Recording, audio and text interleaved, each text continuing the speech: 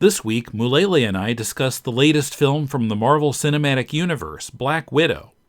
But first, if you're enjoying this podcast, support the show at patreon.com/deconcomics for as little as $2 a month.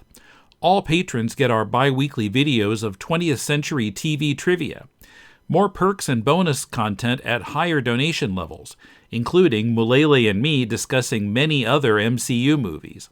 And help us meet our goals to unlock the earliest episodes of our podcast and put them all back in the feed. Pledge your support now at patreon.com/deconcomics. This is Tim. And Mulele. And this is Deconstructing Comics.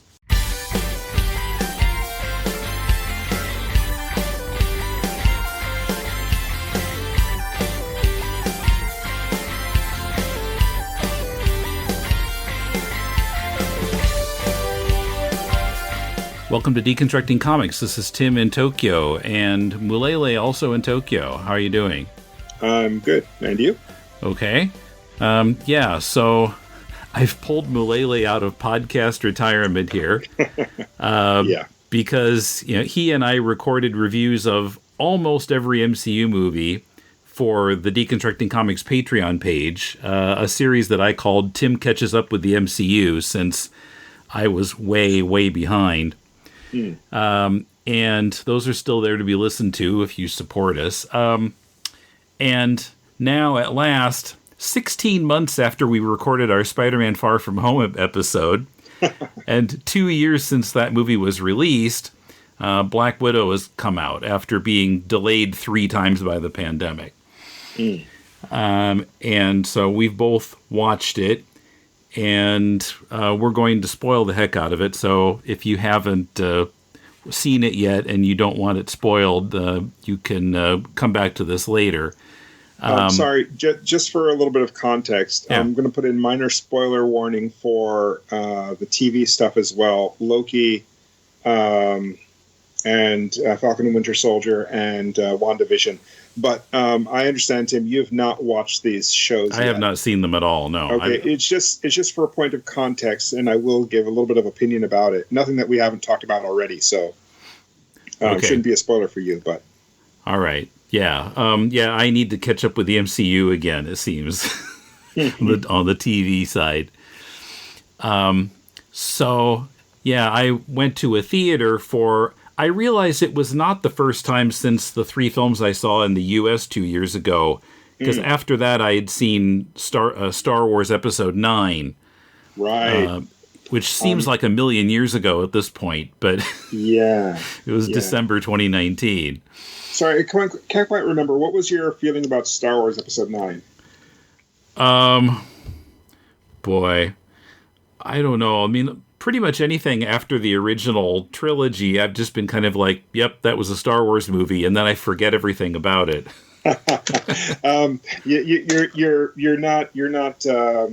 You're not off there at all. I've got the same feeling, but it could be just a generational thing. But yeah. Okay. I was kind of frustrated that they had. The second movie had veered off in a different direction, and then the third one veered back in the original direction and suddenly resurrected Palpatine out of nowhere. It felt very kind of kludged together, like, well, maybe this will work. Usually I go in and watch a Star Wars movie a couple of times. I even saw the second one in the new trilogy a couple of times, but in the movie theater I saw it like 2-3 times. But this one I saw once, and I tried to watch it on Disney Plus. I hate watched it for about 10 minutes, and then when they got to the Rey scene with the floating rocks, I'm like, all right, I'm out. I can't. I'm just. But anyway, sorry. This is not that review. This is right. This is Black Widow. Black Widow, yeah. But so I was, in an actual theater, which was fairly crowded on Saturday morning. Yeah. And so when I listened to iFanboy's reviews, and actually their review of Black Widow came out overnight here, and I listened to it this morning. But they'll often talk about enjoying the audience reaction in theaters. The cheering and laughing and whatever. And I envy them a bit, because in Japanese theaters, you don't get that. Yeah. Everyone's so worried about bothering somebody else that they just sit quietly through the movie, and nobody cheers or laughs or anything. So it's kind of a bummer in that way, but I did get one really good audience participation moment, not in Black Widow, but because I did see it in the theater actually today, but okay. with Star Wars Episode 3. Saw it in the theaters.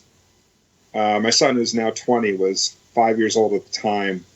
It was a dark film for a 5-year-old to watch, but to the right of my then wife was this guy who kept repeating dark side every time someone said it on screen. I think it was just trying to do like an English lesson or something. I don't know, but it was just he just repeated something dark side every time. But that was about it. I mean, yeah, you're right though. Usually no laughter, no clapping, nothing. It's just kind of flat. Yeah, I think I embarrassed my kids when we went to Toy Story 3 together because I was laughing and nobody else was.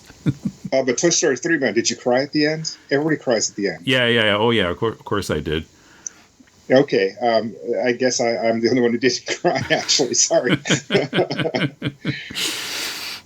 Okay. Yeah, so watched the movie. I thought it was good. It didn't really blow me away. Initially, I was kind of feeling like it was kind of what I expected. I mean, as I thought about it more, and listened to iFanboys talk, I could see ways that it was different from what's gone before, but we'll get into that. What did you think? Okay, you're going to need to pull me around on this one because I did not like this very much at all. I mean, it had a lot of the classic elements of like a Phase 2 Marvel movie. As in, they had a bad guy, a MacGuffin, a mission, and they did the thing. But there was no... Yeah, they took down the Death Star. Yeah, basically. But actually, yeah, that is very much on point. There was no... there's nothing to make it special. There was nothing to make it extra. And I think with... Winter Soldier, the second Captain America film, what we were looking at was a take on spy films in the MCU. And then I think with Guardians of the Galaxy, we're actually looking at a take on Star Wars in the MCU. And we had all these takes on various genres and whatnot. And this one doesn't really seem to tread anything new. It doesn't bring any sort of excitement in its concept to any of the series that has gone before it. So in my own sense of it, it was like, okay, it was a movie. Yes, it was a Marvel movie. Yes, those actors did their jobs. The CGI department did its job. There was no place in the film where I was like, that's CGI. But it is most definitely CGI. I mean, the CGI was competent, but there was no wow moment. Yeah. And so in that sense, I was kind of disappointed by the film. Yeah, just to kind of wrap it up. Okay. Yeah, I was surprised at how self-contained it was. I mean, there's some reference to other films and other characters like Captain America, but we didn't really see any other notable characters. And I mean, we're so used to seeing these films where it's like constant cameos and stuff that if you didn't see the film before, you don't know what's going on almost. So I wasn't sure how I felt about that here. It's like, I'm not sure what they were thinking exactly. I mean, I guess since this is mostly flashback, and it's been so longer than they expected since the previous film. I don't know, and maybe they just thought this had to be self-contained. Although I'm also kind of wondering if they are gonna keep a thread going after this, or the way that they did with the first three phases, or are they going to be making them more self-contained now? Well, you did see the post-credit scene, right? Yeah. Yeah, and so I think that's the only thread that's really available here. Right, and as I understand it, that's supposed to be leading into a Hawkeye TV series. Yeah, that character that Elaine from Seinfeld. Yeah, Julia Louis-Dreyfus. Yeah. Yeah, I was expecting her to pull out a photo of George Costanza. Here, this is your next hit. Yeah. She was also in Falcon and Winter Soldier. Yeah, that's what I heard from my fanboy, yeah. Yeah, so she is supposed to be, I don't know, some sort of anti-SHIELD person. I have no idea. I didn't read the comics, and I don't care. Yeah, well, fanboy was saying that she's a character from the old, Jim Steranko, Nick Fury comics from 50 years ago. Okay. Who's barely been seen since then. But I guess they've resurrected her to sort of take the place of Nick Fury. I heard rumor of a new Avengers initiative. One which would be the Young Avengers. Right, yeah, that was mentioned as internet speculation on iFanboy too. Yeah, and also I guess a kind of Dark Avengers, or an Avengers version of the Suicide Squad. Mm-hmm. Where everybody's just kind of evil. Yeah, like former bad guys. That was a whole thing in comics also. Yeah, I think it's supposed to be headed up by General Ross, who does get a cameo in this film as well. Mm-hmm. Yeah. So I don't know if they're trying to lead into that stuff or plant seeds or whatever, but I know that Hawkeye is supposed to get his own series sometime soon. They're in the middle of filming. And Hawkeye's daughter is being played by, sorry, name escapes me, but she was in Bumblebee. Okay. She's a really good actress. Mm-hmm. I really, really like her. Haley something. I'm drawing a blank, sorry, but for people who are screaming at their iPhones whatever the name is, yeah, you're right, I'm wrong. But anyway, yeah, so I would imagine that this new Black Widow will be in that series as some sort of bad guy.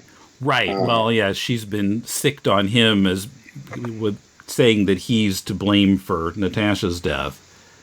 Yeah. Her name is Haley Steinfeld, by the way. Thank you. Haley Steinfeld, yes. And I don't know what's supposed to come of all of this. And as far as the TV shows go, I have not seen the final episode of Loki yet. That's coming out in 3 days at the recording of this, as we record this. But the feeling I get is that they're kind of replacing all of the characters with junior versions or alternate versions of themselves. So this film gives us the replacement Black Widow. Jeremy Renner seems to be training up a junior Hawkeye.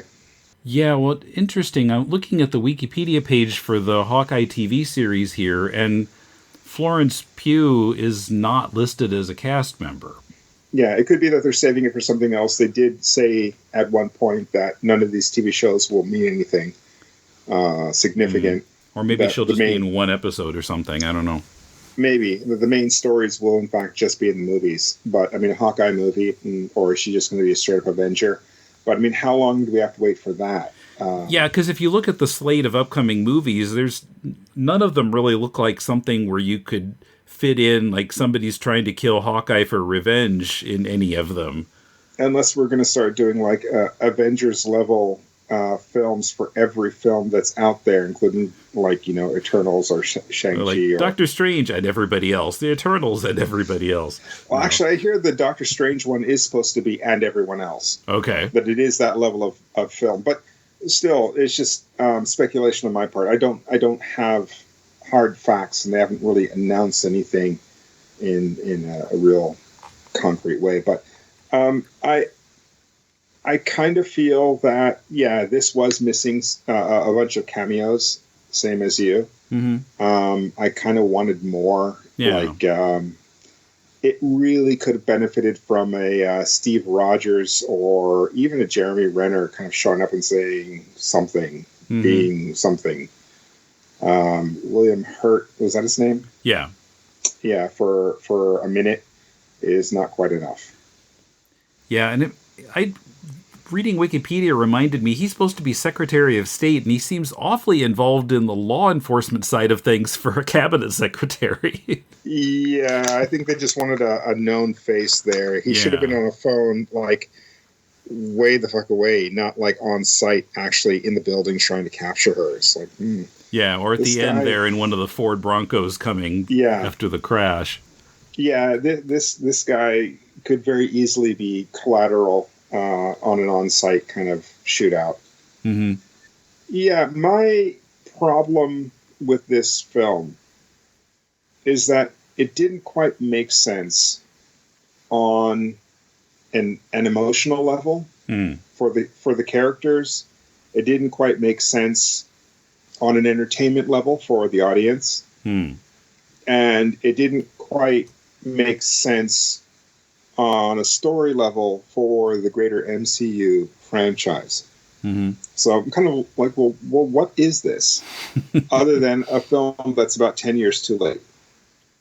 Yeah, or 5 anyway. It was 2016 that it was taking place. Yeah, but if it had actually come out after Winter Soldier, mm-hmm. Or after Civil War, I guess. It was supposed to be it's taking place after Civil War, yeah. Yeah. So if it had actually come out at that time, it would have been much more of an, oh shit, well, these are what the various characters are doing. And I think a lot more of the MCU would be involved. Mm-hmm. Tony Stark would be around, and Steve Rogers would be around at least. It would have felt a little bit more in the mix. And yeah, it does feel really kind of closed off from the rest of the MCU. Mm-hmm. I do agree with you about that. But why? You said it was okay. I mean, I thought it was entertaining, and I was glad that there was at least a little humor in it. It's a little darker than most of them, but there were some funny moments when I was the only person laughing in the theater. But yeah, I mean, I thought it was. Sometimes I was laughing at points that weren't supposed to be funny. Mm-hmm, mm-hmm. So, when everybody and everything is falling out of the sky, and you've got these guys who are falling and shooting while they're falling. I mean, they don't look like they have parachutes, so I would think that survival would be their first priority, but maybe they're so programmed that they're not thinking about that. But I just laughed there, and I felt like, okay, everybody knows this is ridiculous, right? Yeah, and they're all falling, and they're all going to survive. Well, I mean, some other reviewer mentioned that it really seemed like it's something out of the Fast 9 franchise or the Fast and the Furious franchise. Fast and Furious. Yeah, because it is just so over the top, and it's so overblown that it never feels dangerous. That and the fact that we know how Black Widow actually dies. Right, yeah, because it's a flashback, we know she's going to be fine. Well, at least at this point. At this point, yes. Because we've already seen her die later, so she can't die twice. Yeah. So there really was no sense of, holy shit, is she going to survive? If they can get me to the emotional point of, man, that's really fucking dangerous. How is she going to get out of this one? Or, but wait a minute, didn't she die later and in another place? If they can get me to that emotional point, then they've done a good job. But they didn't do that here. They're just like, it's a thing. Okay, she's fallen out of the sky. She jumped away from the parachute to catch another person and then use their parachute to get down the rest of the way. It's like, what? Who does that? And who actually tries to do a superhero landing on a piece of debris that's falling out of the sky just so they can catch that person. It's just so over the top. It was a little too fantastical. I can imagine Keanu Reeves in The Matrix going, "Wait a minute, she did what? That's impossible." The iFanboy Talk really appreciated the family aspect of it, and I thought that was all right. And I was kind of surprised, like they were, to see that none of them died at the end. Yeah. But, you know, I was thinking about it today, and there were just some things that I didn't catch any explanation for them. Like at the beginning, the part in 1995 when Natasha and Elena are kids and they're part of this fake family to facilitate spying in Ohio. And the dad comes back, dad in quotation marks, and says, you know, it's time, you know, they're coming, they'll be here in an hour. How did they find out? And how did this guy know that they were coming? Usually that kind of thing is supposed to be a surprise. But, you know, to facilitate the scene, he somehow got tipped off. And I was kind of wondering how that would happen. And then we've got these programmed women, I guess in the comics called the Black Widow program. I don't remember if it was called in this or not. And you've got this red dust that deprograms them magically. Where did it come from? Who developed that? Yeah, they didn't really get into that, did they? No, it's just kind of there. Like here's this stuff that frees them from the programming. Just go with it. Yeah. I could kind of understand if Rachel Weisz's character was, I guess she plays the mom. If she was working to counteract the things that she had done, rather than, oh, my daughters are here, my fake family daughters are here, let me suddenly switch sides and set up a coup, which seemed a little bit like flip-floppity. I mean, for the 20 years in between the Ohio incident and them showing up, she's just working for them.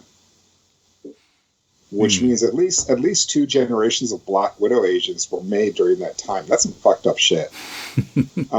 Yeah. So if she had been the one who had made the original mind control agent and then tried to make a countermeasure, and that was actually her doing that, she made that stuff, that would have been a little bit more, I guess, it would have worked a little bit better. At least it would have been an explanation for how this stuff appeared, rather than some random agent just happened to have it.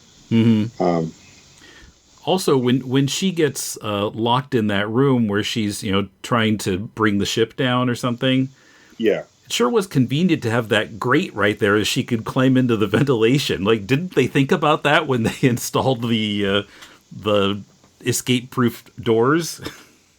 Yeah, it does kind of feel like if you're going to set up an escape-proof trap, it really should be a trap.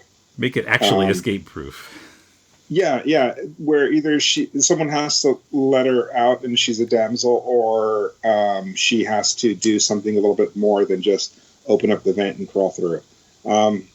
Because that just seems a little bit. It was all at, like, you know, knee level, so easy access. Big enough to crawl in.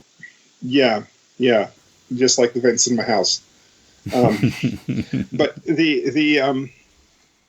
overall, I can see there was a lot of convenience there. A lot of, like, they were making it up on the set while they were filming. Coming up, the biggest problem with Black Widow as a concept, a disappointing version of Taskmaster, this film in the context of the MCU, and more. Don't forget you can help to unlock classic early episodes of Deconstructing Comics, help me return all the old episodes to this podcast feed, And at the $4 level, get access to hours of additional full-length podcasts. At the $10 level, you can review the book of your choice with me here on this show. Support Deconstructing Comics and our other shows at patreon.com/deconcomics. Or you can send a one-time donation via PayPal to mail@deconstructingcomics.com. We appreciate your support. Sawate. My name is Stella, and I am the host of Backrow to Oracle, the Barbara Gordon podcast. Backrow to Oracle is a podcast dedicated to Barbara Gordon, the first woman to hold the mantle of Batgirl for an extended period of time, roughly 1967 to 1988. The goal of Backrow to Oracle is to examine the character's history from her first appearance as Batgirl and continuing through her tenure as Oracle. Each episode looks at a vintage issue of Detective Comics or Batman, as well as other books like Justice League and Freedom Fighters, and modern issues of Batgirl and Birds of Prey. I also keep track of news involving Batgirl and other members of the Bat family, and I have a revolving series of segments like Babs in the Tube, which highlights appearances of Babs in TV and film, Shipper Spotlight, which looks at a variety of comic and pop culture couples, gives their history, and determines whether they are hot or not. Reading with Stella, which could be described as an audio drama, or just me reading a book that relates to Babs or doesn't, and of course, the mainstay literature recommendation.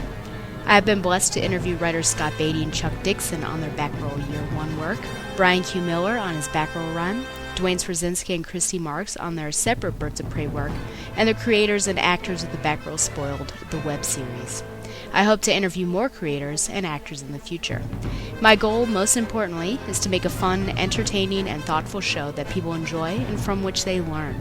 Find the show online at thebatmanuniverse.net and iTunes, and follow the show on Facebook and Twitter at Batgirl to Oracle. Thank you, and fly on, Babs lovers. But I think maybe the biggest problem is that the whole idea of Black Widow worked better in the Cold War. Mm-hmm. And, that's been over for quite a while. I mean, not that we're completely friends with Russia these days, but it wasn't really clear if Dreykov was just working for himself or working for the Russian government, or it's just kind of Russia mumble and just go with it. Yeah, well, I mean, for it to actually be a Cold War thing, Natasha would have to be like 50. Yeah, or we'd have to flash way back. Set all the MCU movies 30 years earlier. Yeah, so really, Black Widow as a thing is kind of a holdover from generations past. It doesn't quite work, but it does kind of feel like that. And so, Winter Soldier had the whole shield and the airships thing, and then halfway around the world, there's this thing that has agents everywhere. And so I kind of felt that there should be, if you actually put it in the context of the time that it was supposed to take place, and I kind of feel there'd be so many other just like strings attached to the subplot. Where's Hydra in all of this? Where is S.H.I.E.L.D. in all of this? Or are these things completely independent and unaware of each other? So it just feels a little bit too closed off from the rest of it. Yeah, well, we did see S.H.I.E.L.D. trucks in 1995 at the beginning of the movie, but yeah, for the rest of it, well, I guess if it was after Winter Soldier and Civil War, then S.H.I.E.L.D. is shut down by that point. Yeah, I guess.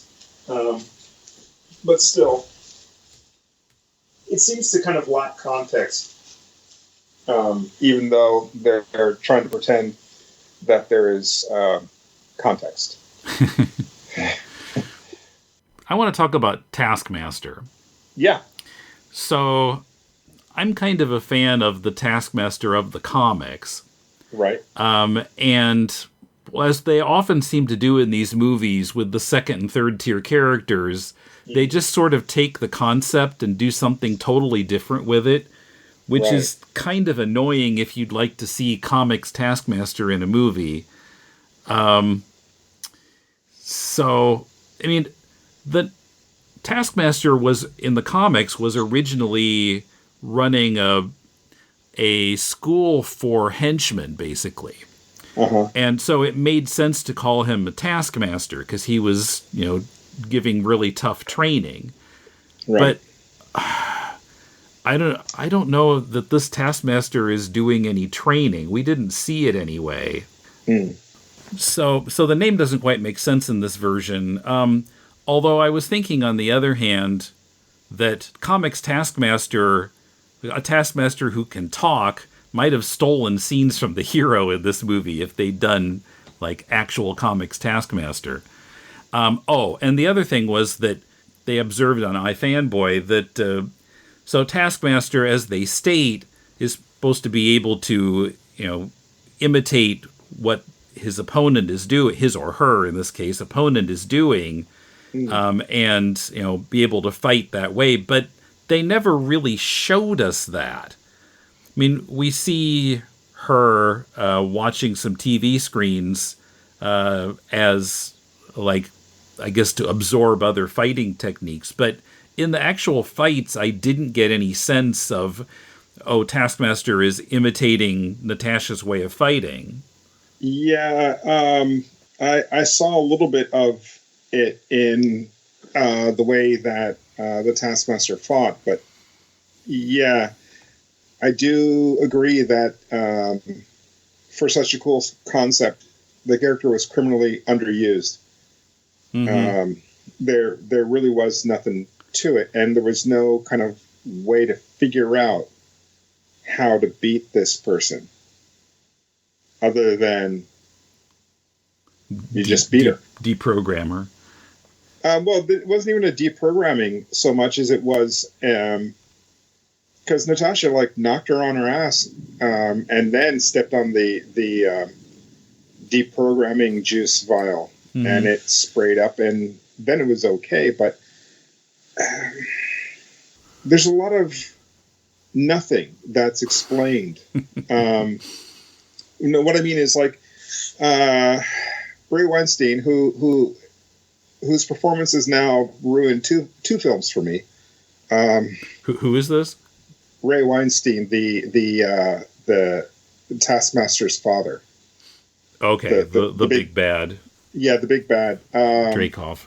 Yeah, he was also in Indiana Jones and the Crystal Skull. Okay. And I fucking hated him in that one too. But he put a chip into his daughter's neck for some reason that was not quite clear. Then robbed her of her autonomy, as if she wouldn't be angry enough to do all that stuff anyway. And then when it comes down to Natasha's guilt, she just says, "I'm sorry I blew you up and tried to kill you just to get at your father, but somehow missed both of you."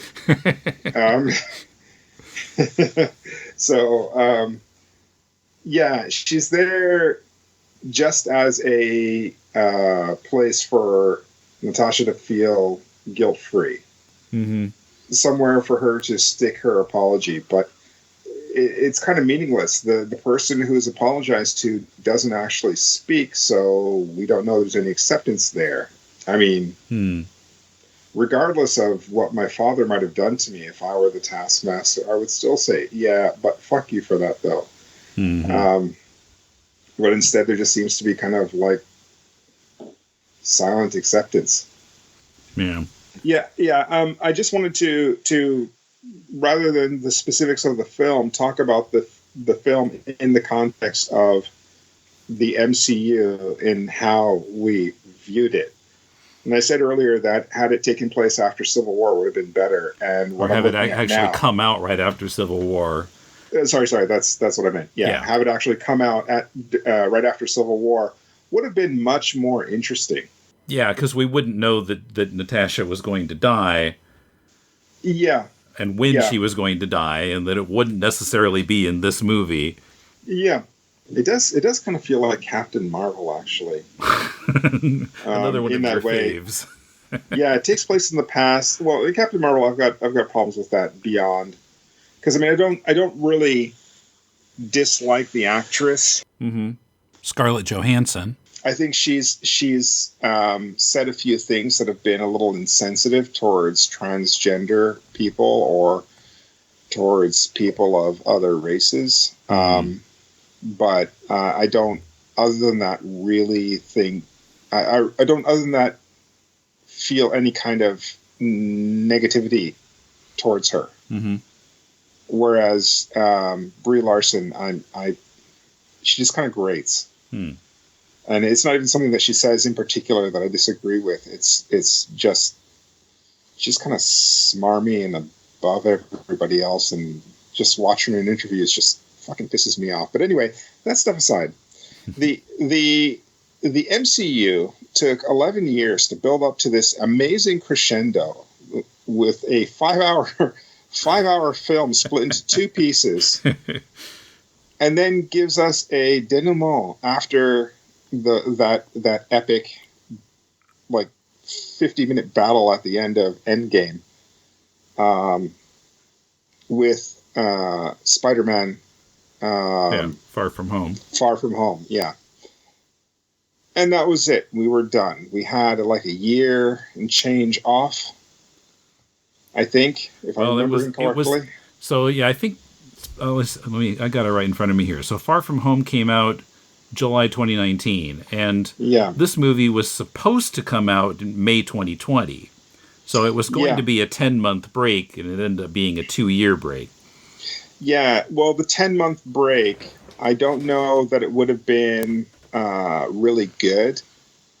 But maybe their plan was to kind of build it up slowly. Okay, here's a Spider-Man. Okay, here's a Black Widow. Okay, now let's start getting into the regular pattern of 3 and 4 a year. Well, there are 3 more coming out this year. Yeah, and so maybe that was their plan, and maybe they just unfortunately had to kind of remix the schedule, because with the pandemic, online TV became, the Plus channels, Disney Plus, streaming. Apple Plus, Netflix Plus. Anyway, streaming became a thing, and the Marvel TV shows, I don't know if they're expedited because of this, but they seem to be put at the forefront of, okay, there are no movie theaters, we need to put out Marvel content to entice viewers for Disney Plus. And so we get, instead of, movie with some TV shows sprinkled in between, we get TV show, and then a movie. Mm-hmm. And so what we're looking at is Spider-Man Far From Home, a 2-year gap, and then 3 TV shows, and then a movie. And the 3 TV shows, and this is where the spoiler comes in, kind of mean nothing in the overall sense of things. Mm-hmm. Each show ends having moved no story point forward. The big thing from WandaVision is that she gets a new costume. And she now knows that she is the Scarlet Witch, and what a Scarlet Witch is. Mm-hmm. And so we know some minor details, but these things we could have gotten in a sentence or two, and we'll probably get that in a sentence or two in the next film. Mm-hmm. Or the Multiverse of Madness film. Yeah, the Doctor Strange, which is supposed to come out next March.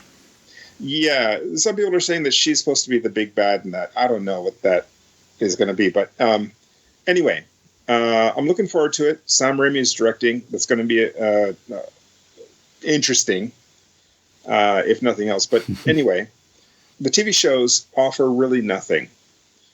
And after all of the devastation of Endgame, Spider-Man Far From Home really offered nothing. It's kind of a moment to grieve the passing of Tony Stark. Mm-hmm. Then the 3 TV shows offer us nothing, no mention of those characters. They're completely isolated in their own little worlds. They don't make a lot of sense. They raise a lot of questions that they never actually answer in the TV show. Mm-hmm. And people are left to assume that maybe they'll answer it in the movie. I don't know. like, why did this happen? Who's that? And what is this? And yeah. And they're also doing weird shit. Like in WandaVision, Wanda's brother, Pietro, comes back. Oh. But it's played by the actor who played Quicksilver in the X-Men films. Oh, interesting. But it turns out that it's not actually him. And so it's like, well, why do all of that? Why do all of that? If it was actually him and it's just like, beginning of an alternate universe thing, that would be interesting. Yeah. There'd be some questions there. But they built it up, showed it to us, and then shut it down. I was like, what? Why? So, I mean, there's a whole lot of nothing that's going on here. And with WandaVision and Falcon and Winter Soldier and Loki. I haven't seen the last episode of Loki, but I'm assuming that it's going to be a whole bunch of nothing again. And then we get this movie, which is, again, nothing. Has no bearing, almost no bearing on anything in the future, except to introduce a new Black Widow. Yeah. I really wanted more, like, what's coming up, oh, look what's going to happen in the next movie, and it wasn't really that. Yeah, so, now, I was listening to another review, or a review of the Loki series, and the person pointed out, I really don't care. I just want a good show. But all you've given me are all these little extra dots that are connecting to bigger things in the Marvel Universe without an actual show. And that's great for fan service, but it does nothing for anyone who's just a casual viewer. And so, yeah, I'm kind of getting that feeling. I'm a fan of the movies. Phase 3 and Phase 2, most of Phase 2, I really, really liked. I mean, Phase 3, almost everything I liked, like 90% of it. But these TV shows, I could give a fuck if Loki is bisexual or alternate versions of Loki are in the world, or if Frog Thor has a cameo. I really don't care. I just want a good story. But I haven't gotten that from the MCU since Endgame. So I'm kind of fatigued at this point. Yeah, they're going to have to show that they can kind of recapture the magic of 2018, 2019. Yeah, better go back and beg the Russo brothers to come back in. Because he's whatever this isn't it. And I understand now why Kevin Feige fought so hard to get James Gunn back, because he doesn't have shit without him. Yeah, just looking at... So Taika Waititi's coming back for the next Thor, so that's a positive. These other directors and besides Sam Raimi, I don't really know their name. Peyton Reed sounds... Okay, he did Ant-Man and the Wasp, and he's doing the next one. But he's kind of lackluster. I wasn't sure. I think he was pitching for Fantastic Four a lot. I'm not sure if he actually got it, though. Well, Wikipedia says the director of Fantastic Four will be John Watts. Okay, I guess he didn't get it then. But yeah. Which is fine, because Peyton Reed, as a director, has been kind of mediocre. The only good thing to come out of Ant-Man and the Wasp, or rather, any of the Ant-Man movies, is the sidekick who talks really fast and tells these weird stories. And those scenes are magic. Do you remember the scene I'm talking about? Oh, yeah. Well, okay, it's been a while, but yeah, and I know what you mean. Yeah, so those scenes are magic, but the rest of the movie is kind of like, whatever. Yeah, so he can get small, so he can get big. Who cares? So yeah, he's not a fantastic director. He's nothing special. And I am looking forward to the next interesting film, but I don't know at this point that anything is coming, because I kind of feel like whatever magic that they had isn't there right now. They haven't found their footing yet. I don't know, but I'm just like, man. And this is the thing. I was going to online steal this movie I was going to watch it online, stream it illegally, because I'm no fucking way I'm paying $30 for it. But then my son was like, "Hey, Pops, let's go to the movie theater and watch this film." I'm like, "Oh, fuck, my son invited me. I gotta go." It's so rare that, your child takes interest in watching a film with you. So I paid $20 for it. Okay. And I'm kind of like, Yeah, and it would be nice if they would kind of stop cutting corners on the stories, like, where did the red dust come from and that kind of thing. Because once you start to scratch the surface, you go, wait a minute, this was not really explained, and I'd really like everything to be, tied up in a bow. Yeah, you kind of need that. I kind of feel that the franchises are getting really, really sloppy, and a lot of the directors and producers don't really understand or don't really care what the details are. It's like, okay, well, it's a movie. Here you go.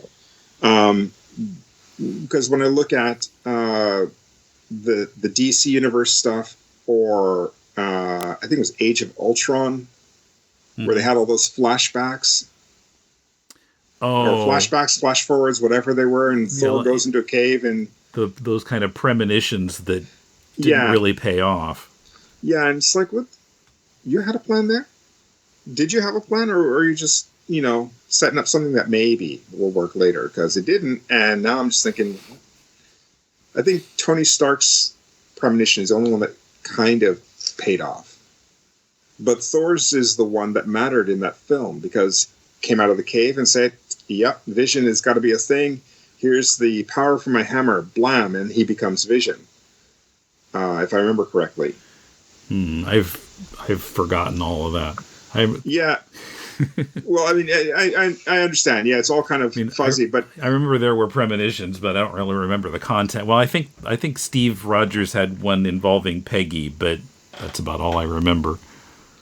Yeah, well, the Peggy premonitions kind of paid off as a story arc to the end of Endgame. Yeah. And Tony Stark's also paid off to the end of Endgame. But Thor's was the one that's supposed to mean something in that moment, but actually didn't, and has no payoff in any other film. It's like, what was your plan? And I kind of feel like here, I don't trust that there's a plan for this shit. I don't think it's going to be continued, because it's a flashback movie that takes place after Civil War, but before whatever the next one was. Doctor Strange. Yeah, and seems to have had no consequences beyond this film in the rest of the MCU. So, one last gripe. Okay. I'm sorry to say it. All of these characters are special because they're originals, they're uniques, but having an army of Black Widows just means that Black Widow is not unique. Yeah. And there's no other Steve Rogers. There's no other Tony Stark. There's no other Bruce Banner. But there are apparently thousands of Natasha Romanoffs. Well, I guess the only thing that's different is that she joined the Avengers, and she got out of her programming and whatever. But yeah, there are a lot of other people who have her abilities. Well, I mean, if what's her name, Florence Pugh, is that her name? Yeah, Elena. If she joins the Avengers, then that doesn't hold true either. That's true. So really. This whole story is just kind of like, I can understand where, if she was truly unique and had a certain something that no one else had, but it doesn't seem to be the case. It just kind of feels like right place, right time, and she somehow made it through. Yeah, so this is my last gripe, I guess. Overall, I have to say that I don't know that I have too much to say about these films if they're this quality in the future. So next time we review a film, it'll have to be one that's good. Okay. All Yeah. right. Well, we'll see if Shang-Chi is any good. Yeah, and well, to be honest, if we watch the next couple and they're not good, when a good one does finally come along, I'll comment on the others as well. Okay. Just say, yeah, it was shit. Don't watch it. Yeah, it was shit. Don't watch it. Oh, and this one was good. We watched it. It was great for these reasons. Okay. Yeah, that sounds like an idea. The next time there's a good MCU movie, then we'll review that and whatever came before it. Yeah, yeah. Kind of like a catch up with the MCU. Tim and Mulele catch up with the MCU. Yeah, exactly. Exactly. Okay. Oh, I had one other a little complaint about the movie. Yeah. Kind of what I saw as a missed opportunity. So, at the beginning, we got those, I guess they're lightning bugs. Yeah. And so that thing is going to come back again later in the movie because, they're setting up these things that later they're going to refer back to. Right. And they do at the very end. But the red dust sort of resembled lightning bugs, and I was stunned that they never commented on that. Because it seems to have, little red versions of lightning bugs floating around. And it just seemed like they were going to tie it together with that, but they didn't. So I was sort of puzzled by that. Yeah, the lightning bugs actually could have had a little bit of a better tie-in. Yeah, they were just just at the end we just see them again. Okay. Yeah, didn't really have any particular meaning beyond that. We saw the lightning bugs at Natasha's grave. No, it wasn't in the post-credit, I don't think. Well, no, maybe it was, now that you mention it. Because, at the end of the main movie, it was... Well, let's see. So we had Natasha standing at the wreckage and the Broncos coming, and then there was a cut, and then there was... she was meeting with her kind of supplier of equipment, and I think it was at the end of that scene, right before the credits. Yeah, you're right. It was that. Was that to say that she was back in America at that point? I don't know. It didn't seem like it had any particular meaning, except remember this from the beginning of the movie? Here it is again. Yeah, that is kind of odd. Had it been at her gravesite, I could understand it a little bit better. That would work a little better. Yeah. But that's the post-credit scene, and I think they wouldn't do that kind of thing in a post-credit scene. Because the movie, quote-unquote, is over, and now you've got something extra. So I think it doesn't fit how they use those scenes. But, anyway. So, I mean, I thought it was kind of fun to watch, but it's not too hard to poke holes in either. yeah, that is true. Well, at least, here's hoping that the next one is worth podcasting about. Black Widow is in theaters now and on Disney Plus as a premiere access title. You can help Deconstructing Comics and all our podcasts by joining us on Patreon at patreon.com/deconcomics, and go to deconstructingcomics.com to connect to us on Twitter, Facebook, or YouTube, to shop on Amazon to support the show, and to find links to subscribe to the podcast. Our theme is by J.B. Anderton. If you're looking for some constructive feedback on your comic, send it to us and we'll critique it on our spin-off podcast, Critiquing Comics. Send it to mail@deconstructingcomics.com. We'll read at least 30 pages of it and critique it on the show. Jason joins me this Saturday for another critique. Then on Wednesday on Deconstructing Comics, Kumar and Emmett discuss Far Sector by N.K. Jemisin and Jamal Campbell. Till then, this is Tim, and thanks for listening to Deconstructing Comics.